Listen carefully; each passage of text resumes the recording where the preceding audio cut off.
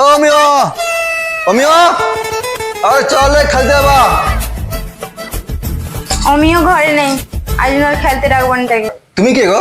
আমি তার বউ, যে রাস্তায় আসছো সেই রাস্তায় চালিয়াও। भोला भाला था सीधा सादा था मैं।